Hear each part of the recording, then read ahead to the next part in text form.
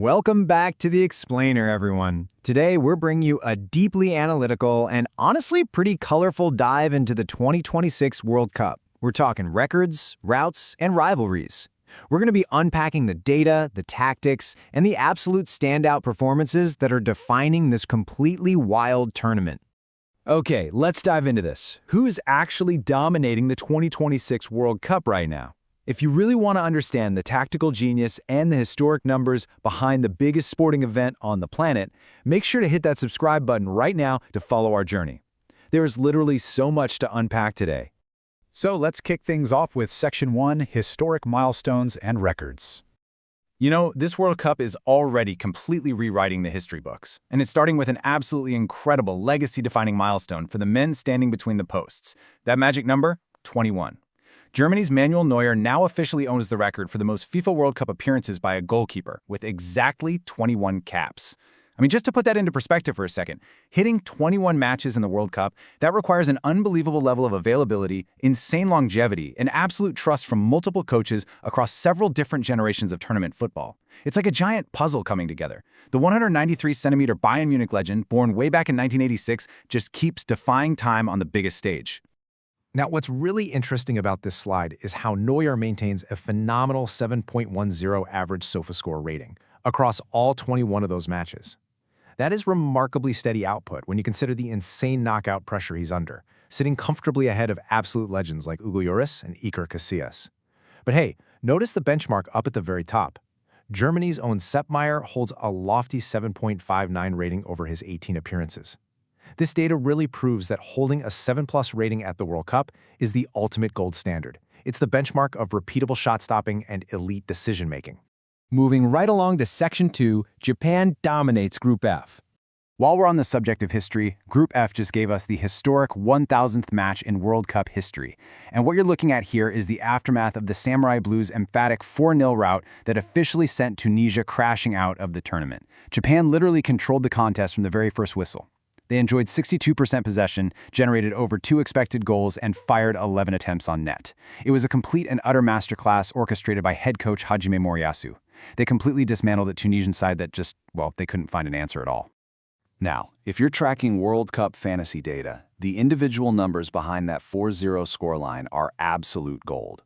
Striker Ayase Ueda walked away with a massive 18-point haul after bagging 2 clinical goals and an assist. Unreal, right? We also absolutely have to highlight Daichi Kamada, who scooped up 11 fantasy points by poking home the fastest goal ever scored by a Japanese player in a World Cup. He found the back of the net in just the 4th minute, completely shattering Shinji Kagawa's old record. And when you factor in Junya Ito and Ko Itakura, also hitting double-digit points, Japan proved for sure that they are a lethal, tightly cohesive unit right now. Okay, next up is Section 3, Tactical Clash, Belgium versus Iran.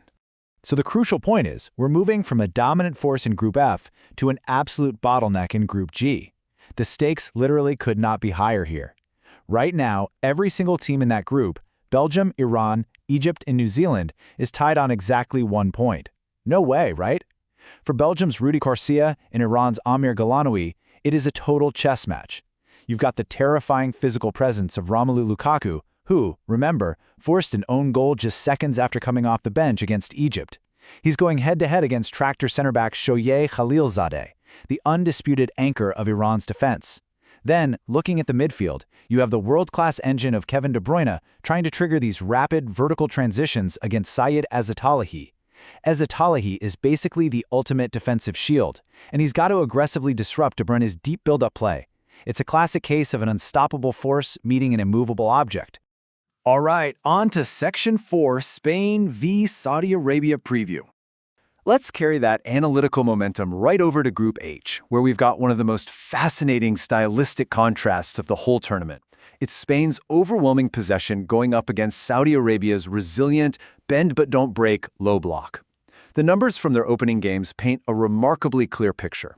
Spain absolutely dominated their opener. We're talking a staggering 74% possession, completing 734 passes with nearly 92% accuracy, and firing off 27 shots. Yet they scored 0 goals. Zip. On the flip side, Saudi Arabia managed a really gritty 1-1 draw against Uruguay with just 33% possession. They absorbed immense pressure, producing 43 clearances and relying on super compact spacing just to survive. It's an incredible tale of relentless offensive volume crashing into elite survival skills. If you really want to know why this matters, just look at the players executing these wildly different game plans.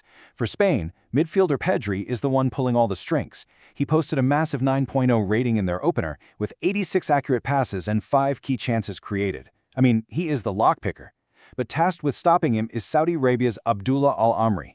He anchored his team with a fantastic 7.6 rating, logged 6 vital clearances, and even found the back of the net himself from inside the box. Saudi Arabia is going to need Al-Amri's positioning to be absolutely flawless if they want to withstand Pedri's passing rhythms.